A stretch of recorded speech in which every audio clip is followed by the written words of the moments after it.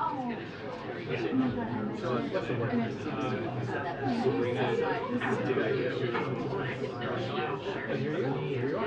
actually had a text typed out. Now you're like the one and I was like,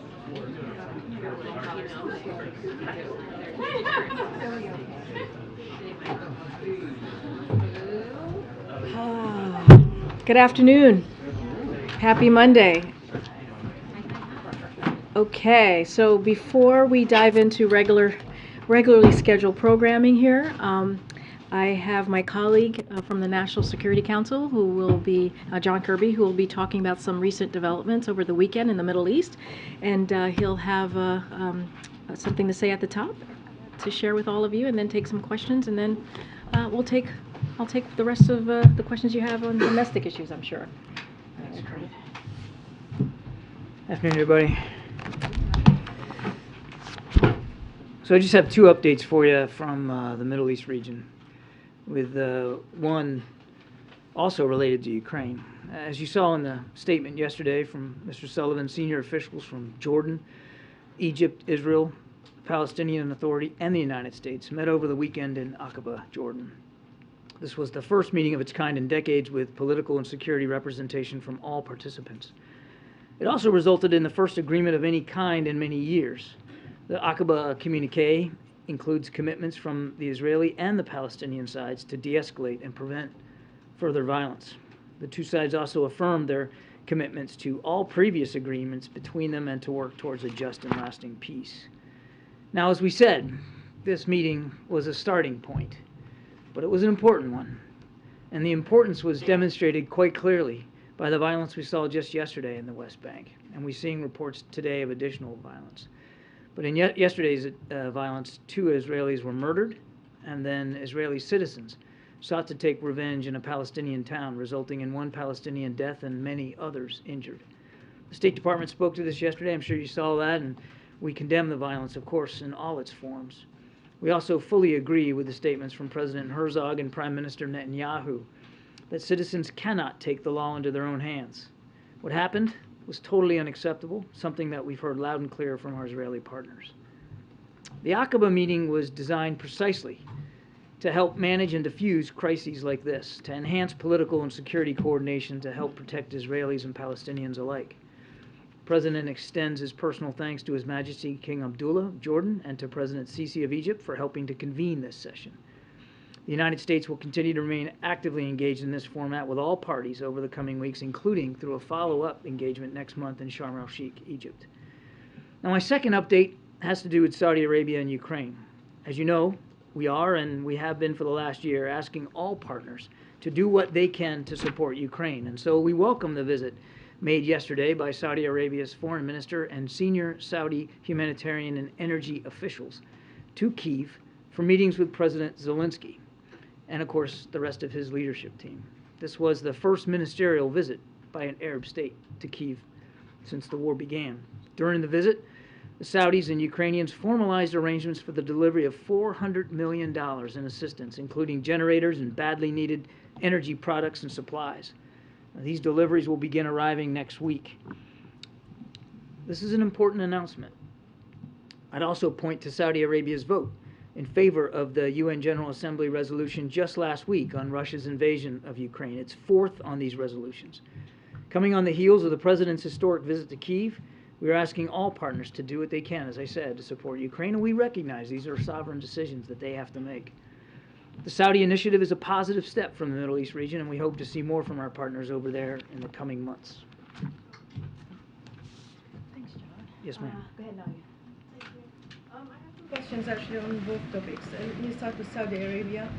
You just praised him on the UN vote and on sending $400 million in energy supplies to Ukraine. How does it fit in the general strategy, or the review rather, that the White House said they will take in the aftermath of the OPEC Plus decision? Okay. Do you have a second one, or you want to wait on that one? So, look, Nadia, I think you know this, and I've spoken to this many times. I mean, looking at this bilateral relationship was never about producing a homework assignment. That's just a misnomer. That was never the intent here. We have been strategic partners with Saudi Arabia now for 8 decades across multiple administrations and certainly across party lines. And there's been ups and downs in this relationship. We've been very candid about that as well. But this announcement yesterday in Kyiv of $400 million in support, largely to help Ukraine recover from the energy attacks on their infrastructure, is an important one. And again, we were glad to see it. The other things that we've been happy to see in recent months is a truce now in Yemen that's on its 10th month. Been consistent. I mean, literally thousands of Yemeni lives have been saved by this truce. By moving forward on a regional defense architecture with Saudi Arabia to help, not only help Saudi Arabia defend itself against attacks, and they still come under attack, but also to help us by helping them in protecting the 70-some-odd thousand Americans, both military and civilian, who live in Saudi Arabia. We're working with Saudi Arabia, and we're glad to see progress on things like 5G and 6G through something called O-RAN technologies. And obviously, coming on the heels of the president's trip, we're working to continuing to work to see if we can improve integration of Israel throughout the region. And I think now that you remind me that announcement over the weekend from Oman that they are now going to allow overflight of their airspace to and from Israel, that also is significant progress that we've seen here, and that is a direct result of the president's engagement on that trip over last summer to the region. So look, I've been very consistent. I'll say it again today. We are focused on making sure that this, like all other bilateral relationships, serves the interests of the American people first and foremost. That's where the president's head is, and that's what we're focused on here. We're focused on moving this forward, and we believe that the announcement, again, over the weekend by Saudi Arabia is a step in the right direction. And second, on the Aqaba communique, despite what you said, it did not really translate on what's happening on the ground. We have seen another wave of violence this morning, as you alluded to. 30 houses of Palestinians have been torched by settlers who are, according to international law, they are illegal in the settlements. Well, our position on settlements stays consistent. I mean, nothing's changed about that. We view the expansion of settlements as an obstacle to peace. We've been very clear about that. And as I said in my opening statement, the violence we saw over the weekend is just another example of why it's important that we get both sides together to work on ways to de-escalate. So the Aqaba communique, while I understand the point of the question, it happened over the same weekend that there was violence, but that had happened is still a good sign, at least a step that both sides are willing to work to de-escalate it. And you saw very swiftly coming out of the Israeli side, condemning Israeli citizens who were, as I said in my opening statement, taking the law into their own hands. That was their law in their own hands. That was not an insignificant statement on their part. So my question is about Prime Minister Netanyahu, who said he will continue with the settlement activities. Is this any consequences for him announcing? Well, if you look at the communique, it says that they're not going to be discussing additional settlements now for 6 months. That's a positive sign, we think. And again, we've been very clear with the Prime Minister and the new government about our position on settlements. Obstacle to peace, we want to see a viable two-state solution. We don't believe that additional settlements work to that end. We've been very consistent on that. To follow up on Nadia, when the Saudi Arabian government decided to slash oil production targets last year, you said that was an effort to aid Russia's war effort. Given what you've seen over this weekend, would the administration now say that Saudi Arabia is helping Ukraine in this war? Yeah, I think I don't know that I could improve upon what I've said before here on this. We view this announcement over the weekend as a step in the right direction, and it's an important one that they are giving, that they actually went to Kyiv and through their foreign ministry directly pledged $400 million in energy infrastructure and financial assistance is not insignificant. It's a positive step. We're glad to see it. Thanks, Karine. John, on the Department of Energy's findings, the lab leak most likely caused the pandemic. How should Americans understand China's response here, saying that this is politically motivated, it's a lie, there's no science to back it, and swatting down this information? Well, I can't speak for the Chinese, and I wouldn't endeavor to do that. But just let me back up a little bit. The president made trying to find the origins of COVID a priority right when he came into office. And he's got a whole of government effort designed to do that. There is not a consensus right now in the U.S. government about exactly how COVID started. There is just not an intelligence community consensus. And I would add that one of the things the president did was he's the one who tasked the national labs, which report up through the Department of Energy, to study this as well. So it wasn't just an effort that was confined to the intelligence community. That work is still ongoing. But the president believes it's really important that we continue that work and that we find out as best we can how it started so that we can better prevent a future pandemic. I mean, that's the idea here, is to get ahead of it so that, should there be another one, or should there even be the signs of another one, we can better get ahead of it. China, though, is pretty clearly accusing the Biden administration of smearing them and trying to say that this is baseless, people shouldn't believe it, and it's a politically motivated attack. I'm not going to get ahead of where we are in the process, Jackie. The intelligence community and the rest of the government is still looking at this. There's not been a definitive conclusion, so it's difficult for me to say, nor should I feel like I should have to defend press reporting about a possible preliminary indication here. What the president wants is facts. He wants the whole government designed to go get those facts, and that's what we're doing. And we're just not there yet. And when we're there yet, and if we have something that is ready to be briefed to the American people and to Congress, then we're going to do that. How will the president respond to China, though, if it's determined that they lied about all this and now are trying to paint the administration as in such a negative light? How will he respond to Xi and Well, let's not get ahead of where we are in the process right now. There is not a consensus on what caused COVID to start. The president wants to understand that so we can prevent better future pandemics. He's made that a priority, and we don't have an answer to speak to. And so given that we don't have a consensus, it would be foolish for me to get out ahead of speculation on hypothetical situations to come. We just aren't there yet. Thank you. Thanks, John. The president said that he wants cooperation with China, not conflict. But does the U.S. believe that China is pursuing policies, for example, the spy balloon, that make conflict more likely? One of the things that concerned us about that whole episode, aside from the fact that it was clearly designed to spy from a high altitude over potentially sensitive military sites, is that the lines of communication weren't as open, particularly on the military side, as they need to be. So the president maintains that his goal in the relationship is competition, not conflict. That has not changed, even in the wake of that spy balloon event. But one of the things that really we need to move forward on is opening up lines of communication, particularly on the military-to-military lane. And as you know, those were shut down by the Chinese after then Speaker Pelosi went to Taiwan. Also, do you think that there's what would happen if China were to send lethal weapons to Ukraine? How would that affect the bilateral relationship? I'm not going to get into a hypothetical here and speculate. We have not seen the Chinese make a decision to move in that direction. We have been very honest and candid, not only with all of you publicly, but with the Chinese privately, about our concerns over the provision of those kinds of capabilities. And you heard Jake Sullivan talk about this yesterday in terms of the fact that there would have to be ramifications for that.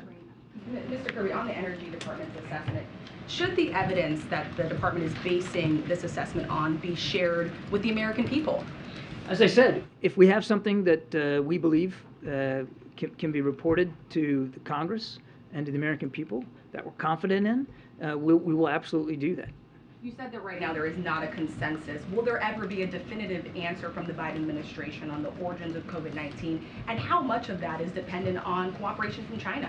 We really do want to know what happened here because the president wants to make sure that we're postured to prevent any future pandemics, or if not prevent them, to be able to get farther along ahead of them. So we're working very hard to understand this as best we can.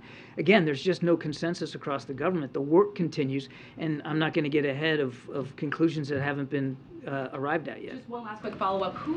What agency is taking the lead on this?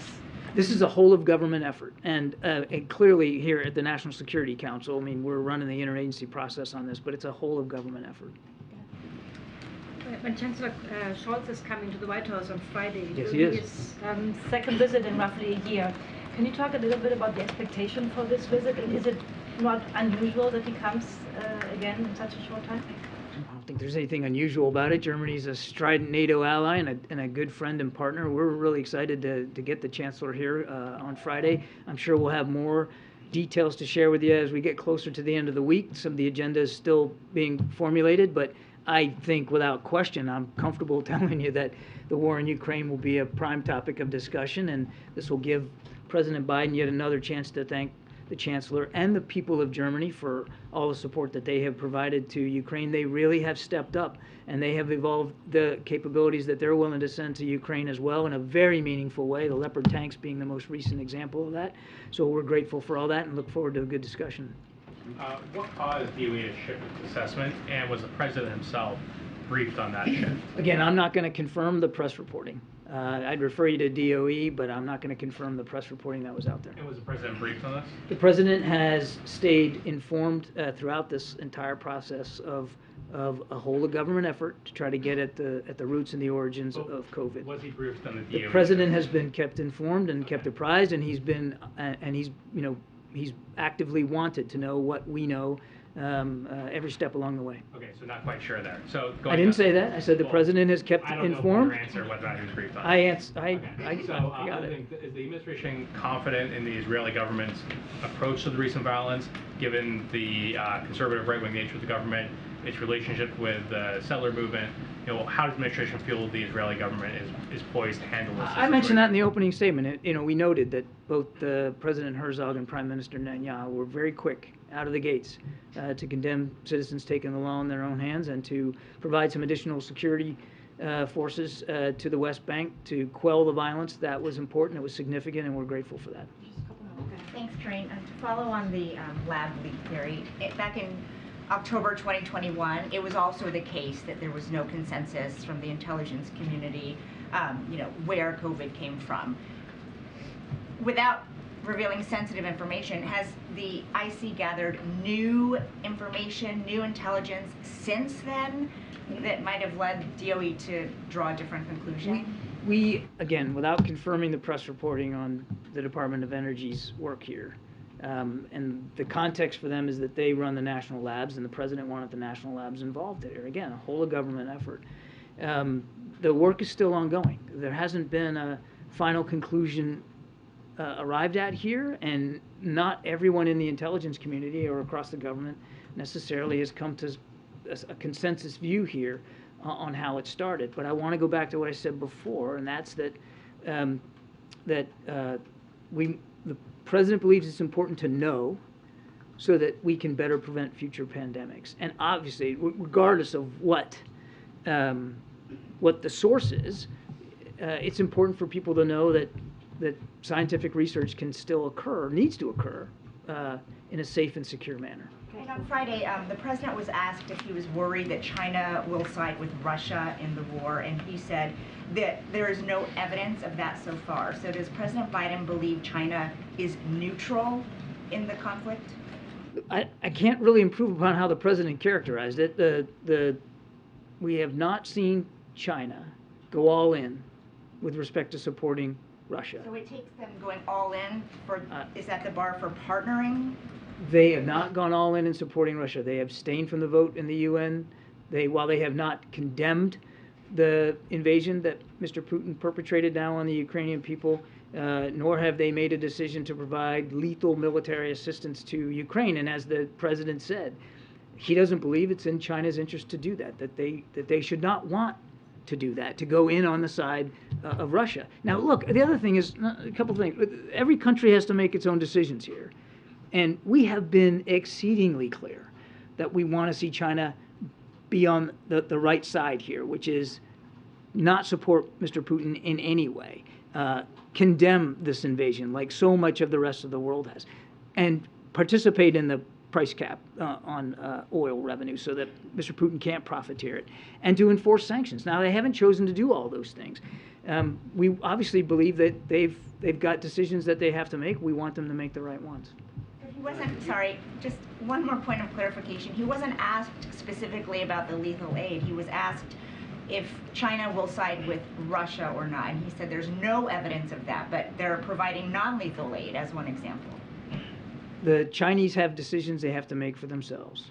We want them to make the decision that so many other nations around the world have made, which is to not make it any easier in any realm, whether that's economic or military, make it any easier for Mr. Putin to continue to kill Ukrainians. And again, we don't believe that it's in the Chinese best interest, and this is his point, to move in that direction. Thank you, Karine. Two quick questions, sir. First, has President Biden asked, or does he plan to ask, President Xi to cooperate with investigations into the origins of the virus? Or at this point, does the administration believe that cooperation will not come from Beijing? We have consistently made it clear that we want China's full cooperation in a full, transparent way with the investigations into COVID, and including when he met with President Xi in Bali just a couple of months ago. And then, without weighing in one way or the other on origin of the virus, you've made clear that there's no consensus. Does the president believe, though, that the reward outweighs the risk when it comes to gain-of-function research? Does the reward outweigh the risk when it comes to gain of research? That type of research is I got a history degree. You're going to have to say that again? Does the president believe that this type of gain-of-function research is proven? He believes that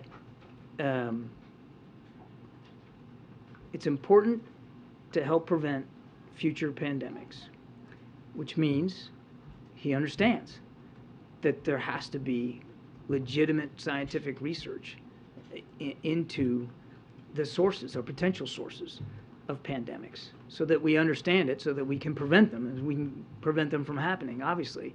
But he also believes, and this is why he wants the whole of government effort here to understand it, that research has to be done, and must be done, in a safe and secure manner, and as transparent as possible to the rest of the world, so people know what's going on. So I think that's a fancy way of saying yes. Thanks, Karine.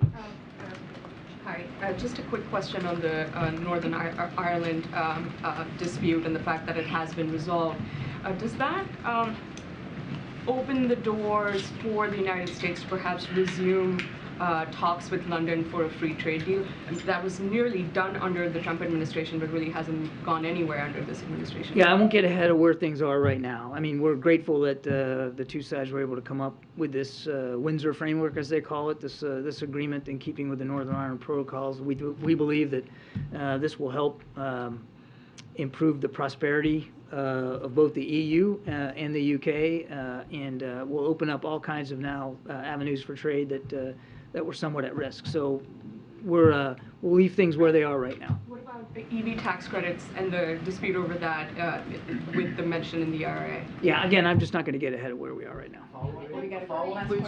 Thanks, John. Just real quick, the ambassador, U.S. ambassador in Israel, Tom Nides, has just written on Twitter that he can confirm that a U.S. citizen was killed in the West Bank in some of the terror attacks tonight.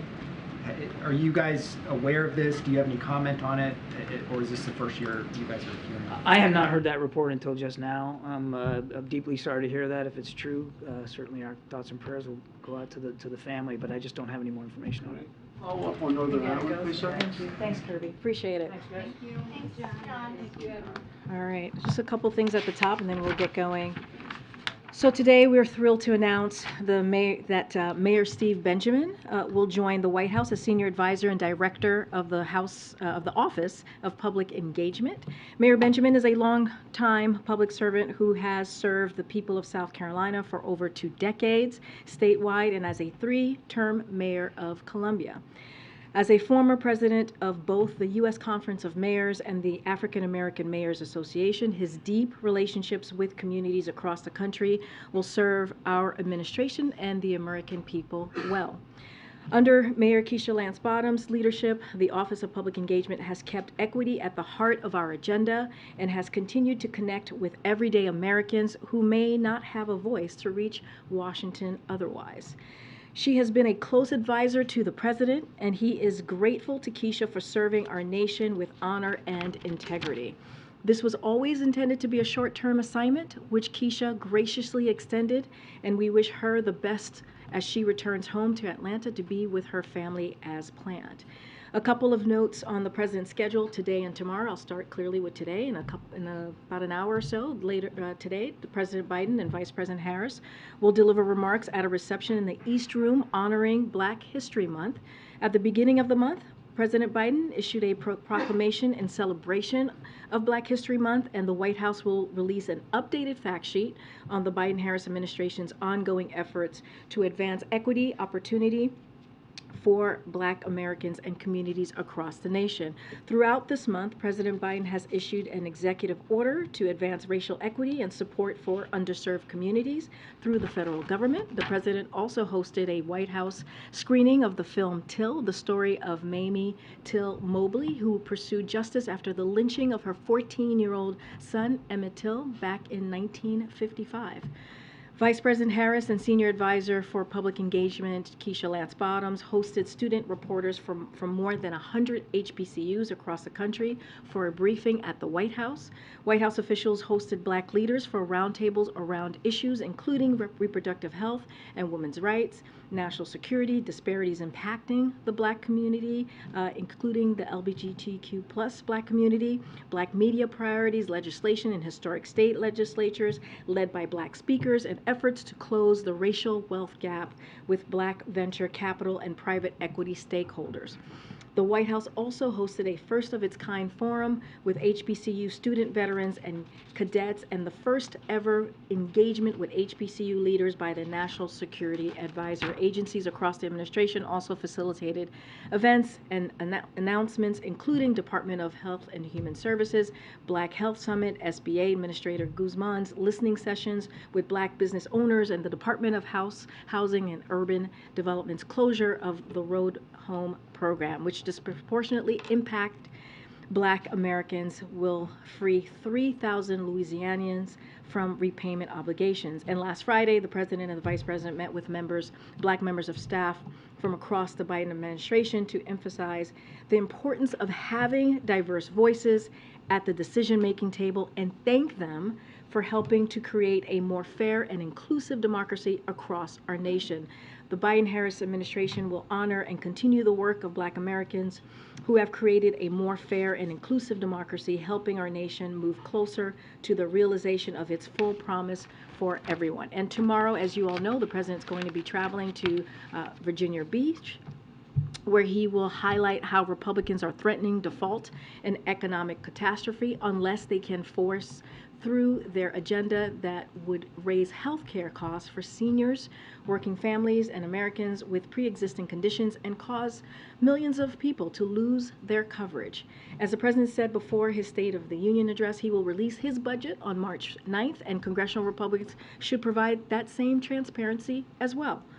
The American people deserve to know what Republicans are looking to cut, given that in countless previous budgets, they have repeatedly proposed devastating cuts to essential programs like Affordable Care Act and Medicaid, which are lowering costs for tens of millions of Americans across the country. So we will have a preview call for all of you, as we normally do ahead of these types of trips. It'll be at 4:45 p.m., so in about an hour and 40 minutes, which all of you should tune into for more details. I also want to highlight that this week, the Commerce Department is announcing a major milestone for CHIPS and Science Act, a pillar of the President's agenda to rebuild our infrastructure, supply chains, and manufacturing right here at home. They are announcing their process and guardrails for companies seeking to utilize the legislation to invest in this historic effort to rebuild America's semiconductor industry, known as Notice of Funding Opportunity. I know a lot of you had questions about the next steps, so here you go. It will be a major point of focus in ensuring we have a skilled, trained workforce that can fill the hundreds of thousands of jobs we are currently creating right here in America. The need for childcare to boost our workforce is undeniable.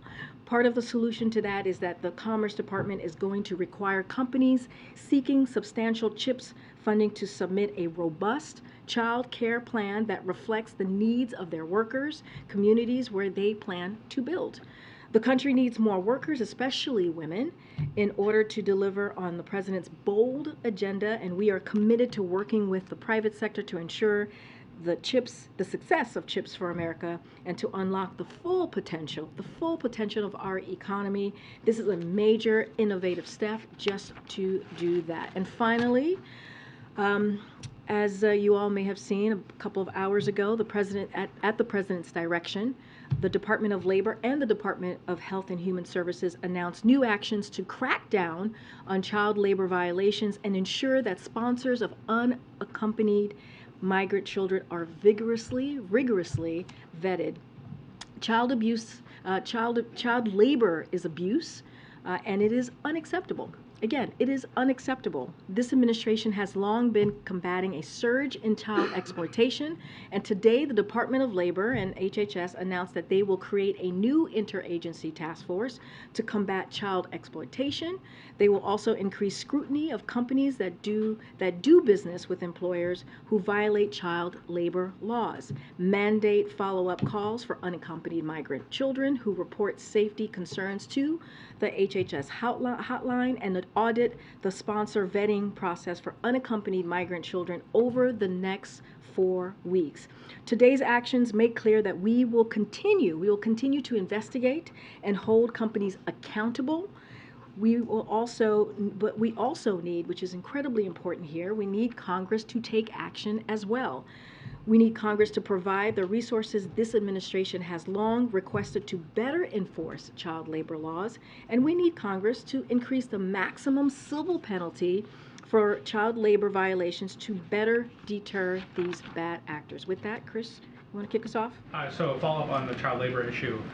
Is the administration, is the President satisfied with Secretary Becerra's handling of this issue, given the push that he and others have made to more quickly release children to sponsors where they wind up in child labor situations? So let me first say, yes, he has full confidence in the Secretary of HHS, and I'm assuming you're talking about the assembly line comment, or is okay. So look, you know, I just want to be very clear. Of course, the President does not believe that processing migrant should be treated like an assembly line, and neither does Secretary Becerra. I would refer you to HHS addressed that particular comment in the story, and I would refer you to what was said there. Look.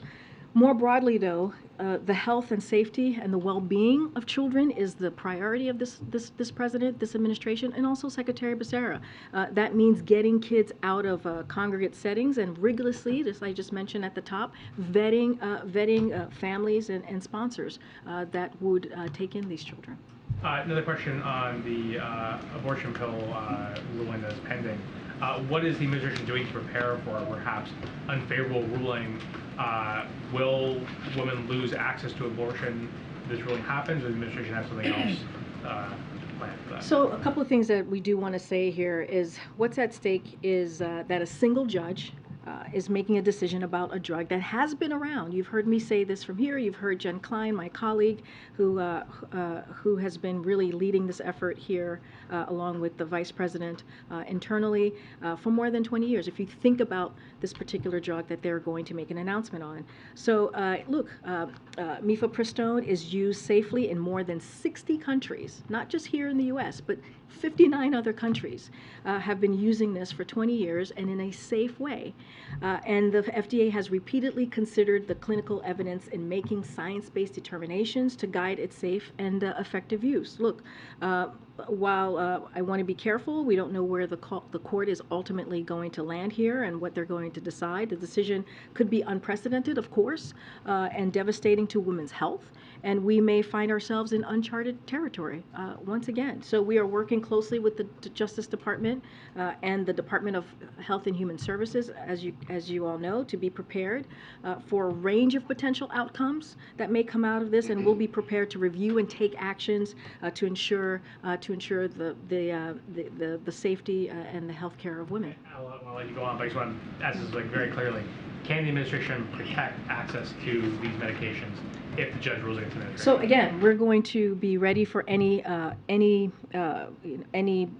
judgment that may come that may actually put mifepristone at risk. And we are working with the Department of Justice here. We're working with HHS to figure out what could be the steps in moving forward. I'm not going to get ahead of a ruling that's seems to be imminent, a court ruling that seems to be imminent, but just wanted to lay down where we are and how we see this process. Remember, this is a 20-year drug that's been around, that's been used safely, that's been used in 60 countries, and so I'll just leave it there.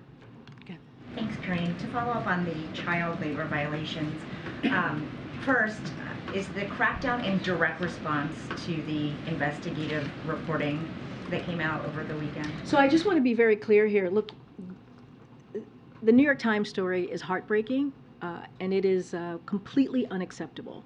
And this is something that we have taken action on. So just also want to be clear on that. The president and his administration has long focused on making sure that this growing problem of child exploitation is dealt with.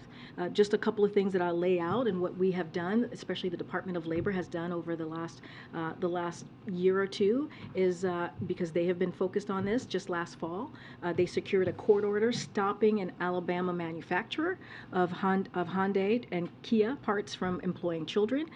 They recently also, they got one of the nation's largest food safety sanitation providers to pay $1.5 million in civil penalties for violating child labor laws. So that doesn't mean that the work is done. That's why you heard the announcement today that you did from the two agencies on what we can do next, from the Department of Labor and HHS, on what other actions that we can take to move forward. But again, you heard me say this at the top, we also need Congress to act. The President asked Congress in his fiscal year 23 budget for more fundings. It fell short by $50 million. And so it was a request for the DOL wage and hour division to be able to do its job. And because of that funding shortfall, it prevented the department from hiring nearly 200 additional staffers to combat these violations. So again, we've been working on this. This administration has been working on this for the past 2 years, taking this incredibly seriously. And now we're going to take additional actions to get to the bottom of this. So apart from lack of money, lack of resources, is there any agency, anyone who should be held accountable for the failure of oversight that led to this situation in the first place? And who is being held accountable? So here's the thing. We have taken action to try and deal with a real issue, a really true issue that was exacerbated, let's not forget, by the last administration. And so that's what we walked into. HHS took action on day one. If we take a step back, when we came into office, migrant children were being expelled to Mexico, where they were subject to gang violence and exploitation. So we reversed that policy, making clear that we as a nation have a more responsibility to do better. So we took action there. And look, we knew the decision would bring new challenges. We were dealing with a once-in-a-generation pandemic that required unprecedented safety measures for children in HHS care. And you heard us at the beginning of this administration talk about how we were trying to improve the situation for unaccompanied minors when they were coming in, and also how to move them in the most safe way possible. So is there more work to be done? Absolutely. But to say that we have not taken this seriously, after I just laid out what the Department of Labor has done over the past several months in particular, I think would be inaccurate. And of course, the president wants to get to the bottom of this. That's why we put forth and announced a task force. Phil, I know I didn't call you. Thanks, Karine. Kirby got at this a little bit, but given the president's personal interest in the Northern Ireland Protocol, the negotiations have been underway. Is there an assessment from the administration on the deal that was reached? Does the president have a view of it? Because he's stated very openly in the past that he's very interested in.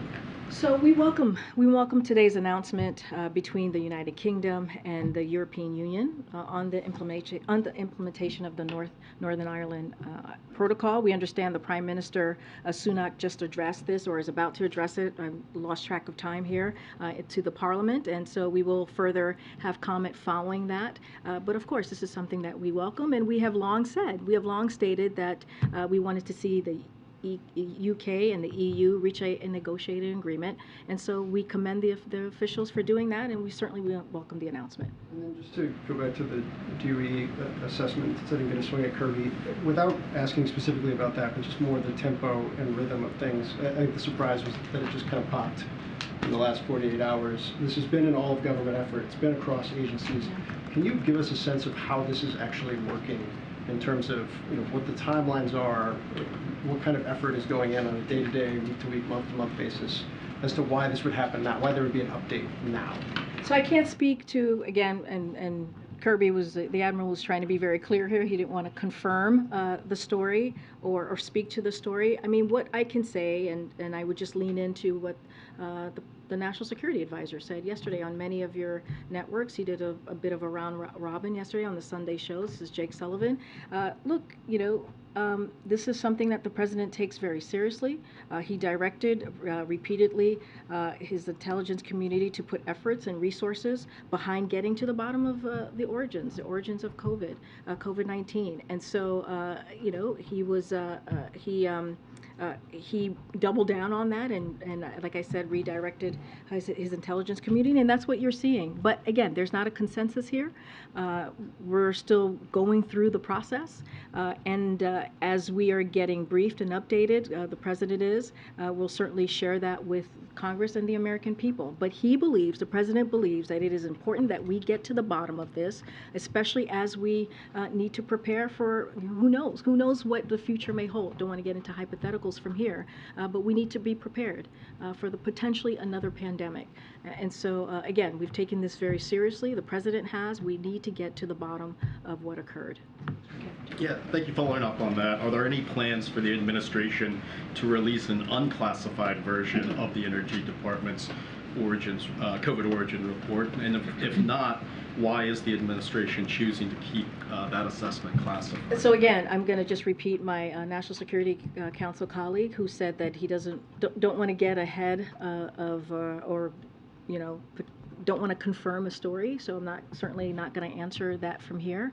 What I can tell you and reiterate from here, as he has said, as the National Security Advisor has said many times on the airwaves yesterday, which is that the President wants to get to the bottom of this because he thinks it's incredibly important to figure out, to get a sense where COVID-19 originated from. So does the administration first need to find a consensus before releasing some of these assessments, or why not put out everything that you found? Well, I think it's basically what we've been saying. There has been no consensus, so I think they're working through that. The intelligence community is working through getting to the bottom of this, as the President has directed and as the President wants to see. Certainly not going to get into ahead of their process. Thank you.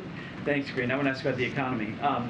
Shocker. Shocking, I know. So a new Fox News poll shows that only 36% of voters approve of the President's handling of the economy. 31% approve of the inflation, ways handling inflation. Are voters just not getting the right message, or is there something wrong with the President's policies? So look, first of all, no, there's nothing wrong with the President's policy, but this goes into a little bit of the COVID origins question that I've gotten a couple times, and that clearly my colleague has gotten a couple times as well. We are just coming out, what the American people have had to deal with for the last almost 3 years now, if you think about it, COVID, right? COVID-19, once in a generation pandemic, which really put the economy, as you know, into a tailspin. And the President, when he walked in, the last administration did not have a comprehensive plan on how to deal with COVID and how to make sure that we were getting people shots in arms. As simple as that. How do we get the economy back on its feet? And so that's what the President did. He got the economy back on its feet. We're seeing more than 12 million jobs created. We're seeing a lot of improvement where we make sure that we do not leave people behind, and we're building the economy from the bottom up and middle out. Now look, obviously, inflation is still too high.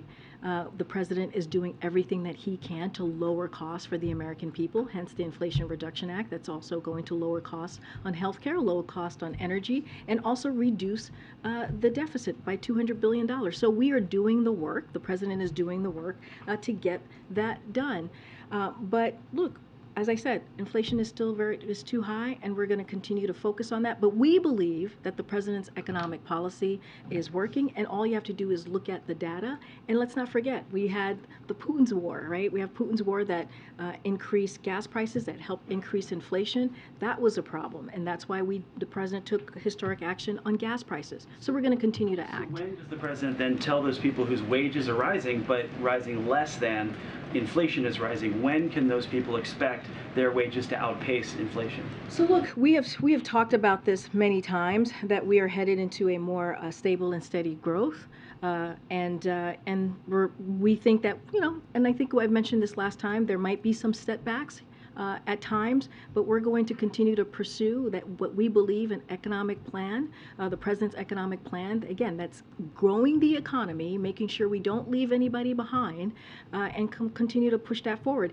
And here's the part too, and we have to talk about this, or at least I have to talk about this, which is, we have the president and Democrats who are doing the work to try and grow the economy, and then we have Republicans who want to do the complete opposite. They want to repeal the Inflation Reduction Act, which is actually going to hurt the economy, which is actually going to increase health, if you think about the health prices, and it's going to actually increase energy costs, because that's what the Inflation Reduction Act is supposed to do, and is going to raise havoc on the deficit. So we're trying to do the right thing. Meanwhile, Republicans are trying to reverse the work that we have been trying to do over the last 2 years. Okay, Justin. Thanks, Karine. Notice there's no press conference scheduled for President Biden and Chancellor Scholz on Friday. Is that due to any lingering tensions over providing tanks to Ukraine? No. What's the reason for it? It's not that reason. Look, as you know, when we have bilats here, sometimes we have 2+2s, as you have witnessed. Sometimes we have those types of press conferences, and sometimes we don't. It doesn't happen. It doesn't occur at every time. But certainly, it's not that.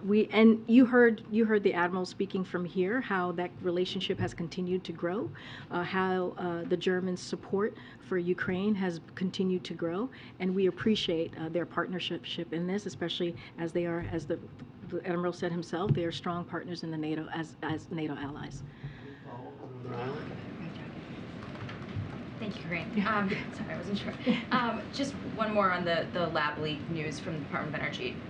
With all of this information coming out, and obviously the president had ordered a multi-agency effort that included the Department of Energy to try to get at the origins question.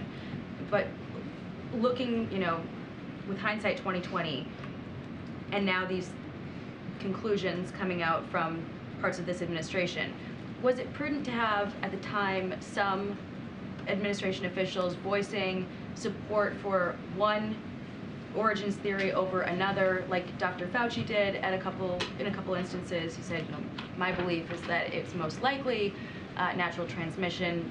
Dr. Collins at one point sent an email to Dr. Fauci that was discussing the lab leak theory as a conspiracy theory. So given where we're at now, looking backward and with respect to how we talk about these things, if it ever happens in the future, is it prudent to have members within the administration voicing support for one theory over another if there isn't a consensus of that? So I do want to speak to Dr. Fauci, because the political attacks on someone like Dr. Fauci, who and public officials more broadly, but Dr. Fauci, who has spent his career saving lives, and whether it was the AIDS epidemic or as we are just coming out of this COVID, this once-in-a-generation pandemic, these attacks have been counterproductive. They have not been helpful.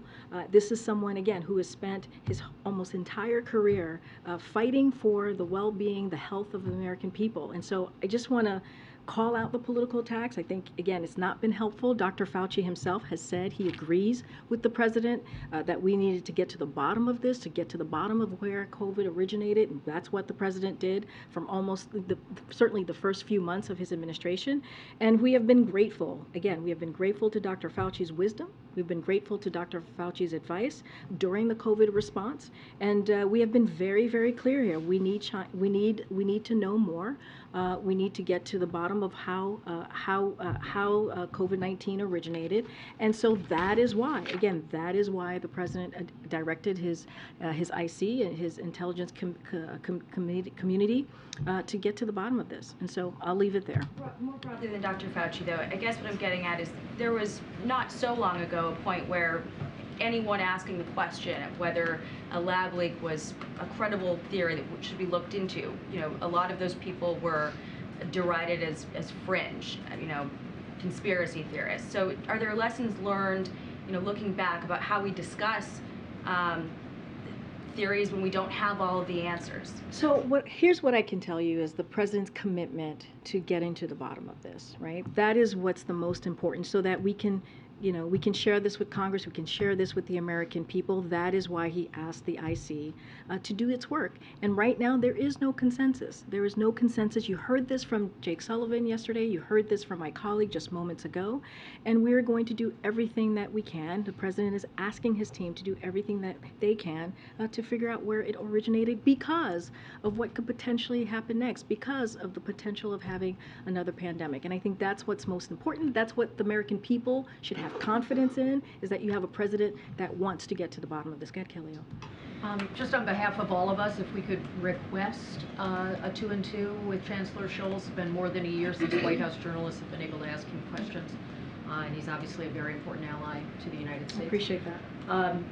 On the lab, with the Department of Energy having expertise on an oversight of laboratories, does that in and of itself suggest there is something particularly new in this intelligence that should give people a sense of greater credibility or insight because of the kind of expertise DOE has in this area? The national labs. No, I understand the question because of the national labs, which is why they were asked to look into it. I'm not at liberty to confirm the reporting, so I'm not going to do that from here.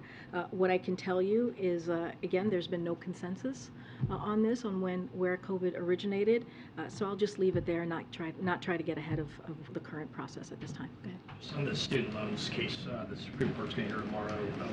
Does the president believe there's a viable plan B if the court strikes down the plan? And more broadly, how is the administration preparing for that possibility? So, and I think I've said this before, we are very much confident in our legal authority here. That's why we've taken it, that's why the Department of Justice has taken it all the way to the Supreme Court. And so, again, we're confident in our legal authority. We're going to see what the Supreme Court decides, but clearly the oral argument is happening tomorrow at 10 a.m. before the U.S. Supreme Court, so I'll leave that to the Department of Justice. But what we want to remind American people more broadly is how this program is going to give tens of millions of Americans across the country a little bit of a breathing room, that you hear from the president, who says this a lot. That's part of his economic plan, to make sure that as we are coming out of COVID, as we're remember, we were releasing the pause, right, lifting the pause on student loans, and also by doing this, giving American families a little bit of an opportunity to start a family, to buy a home, and that's how we're seeing this plan and this process. It's unfortunate that some Republican officials across the country think differently. They don't think that Americans need a little breathing room. They don't think that tens of millions of Americans who have gone through what we've gone through, this is kind of goes into all of the questions that I've been getting, right, about the our economic plan. Is it working?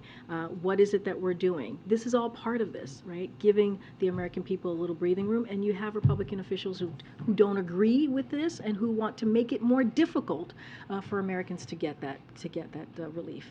The president's going to put out a plan soon on Social Security. Senator Sanders would like to see an expansion of benefits. He'd like to see that paid through any payroll taxes on higher income Americans. How does the president assess this, and does he think you could actually expand Social Security benefits while still strengthening the long-term viability of the system. So what I can say is more broadly, the president has not endorsed a bill at this time. I know you're asking me about Senator Sanders' bill, so he hasn't done that. We always welcome proposals from members of Congress and how to extend Social Security solvency without cutting benefits or increasing taxes on anyone making less than $400,000.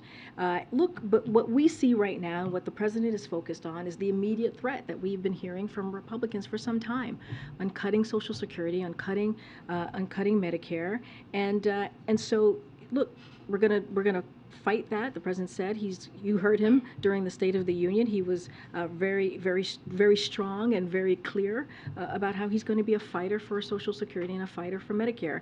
As I've mentioned, the president's going to have a budget that he's going to put forth next week. No, not next week, March 9th. I can't remember where we are in the month, but on March 9th, and he puts it at the feet of Republicans in Congress and say, okay, what is your proposal? What is your transparent proposal to the American people? What are you putting forth?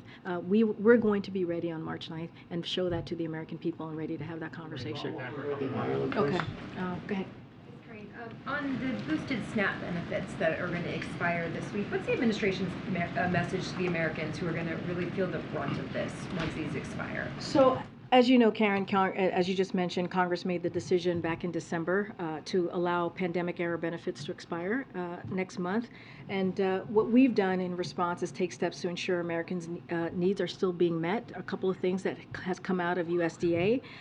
They have taken steps to strengthen SNAP benefits and is committed to ensuring that people are aware of the range of benefits that are available to them. And also, as a reminder, USDA updated the 30 food plan, resulting in SNAP benefits increasing by an average of $36.30 per person per month beginning October 2021. This SNAP benefit increase lifted an estimate 2.3 million people out of poverty, including nearly 1 million children, with an average of I should say an even greater impact on children of color. And we have called to expand SNAP to additional underserved populations. So again, this is a decision that was made by Congress. It is going to, as you said, it's going to expire next month, but we have tried to do the work through USDA to try to do everything that we can to strengthen SNAP benefits. Is the President planning any executive action once these expire? Should we expect that coming soon? So I don't have any executive actions to announce at this time, but what we have done these past several months is make sure that we can strengthen the SNAP benefits, which has proven to lift certain communities who truly who have been hurt the most, to get them out of poverty. And so that is something that you've seen through the president's actions. And just some of the data that you just cited about the millions of people that were kept out of poverty and the percentages that dropped to reduce poverty for people and child poverty, is the expectation now that those gains will be wiped out and that will increase then? So what I can commit to is that USDA is going to continue to do what they can to deal with a real issue, to deal with child poverty, to deal with the issue that millions of Americans across the country have to worry about, feeding their children, making sure that they can provide just the basics for their families every day. So we're going to do everything that we can to continue to make that happen. That's why, as we've been talking about the economy over the last 30 minutes here, that's why the president, we believe, has an economic plan, and it's been proven by the data that grows the economy for from the bottom up, middle out, for people who are normally left behind. And so that's going to continue to be the president's economic policy. Go ahead. Yes, thank you, Karine.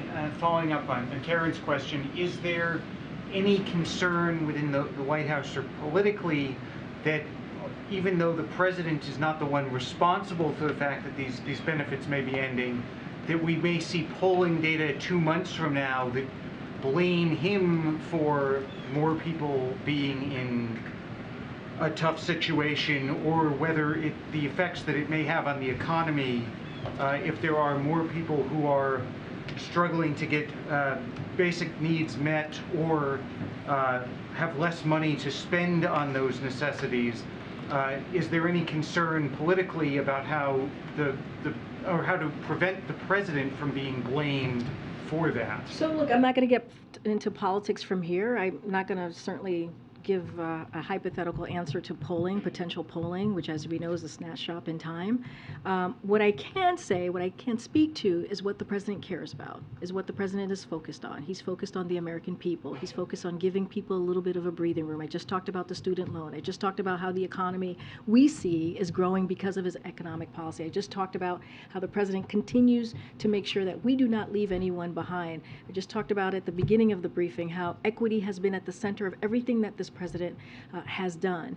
And as we're still fighting inflation and trying to lower costs, the president's taken actions because of his economic policy, because of the Inflation Reduction Act, right, and other pieces of other actions that he has taken, even through USDA, in making sure that we give 1 million children who have been dealing with poverty a little bit of a chance and an opportunity, as I was just talking with Karen. So look, I get the question about SNAP. I get the question about how politically this may look for the president, but it's not just one thing here. This is more broadly. If you look at what the president has done these last 2 years, as he looks at the economy, as he looks at American families, as he's trying to, he says, give Americans a little bit more dignity, right? To be able to put food on their table, as he talks about not leaving anyone behind. This is part of the ethos of what the president believes as he is working for every American across the country, whether you're in rural America, in urban, in red state, blue state. He is a president for everyone, and that's what you're going to continue to see from this president. All right, guys, I'll see you on Wednesday. Thanks, everybody. Thank you.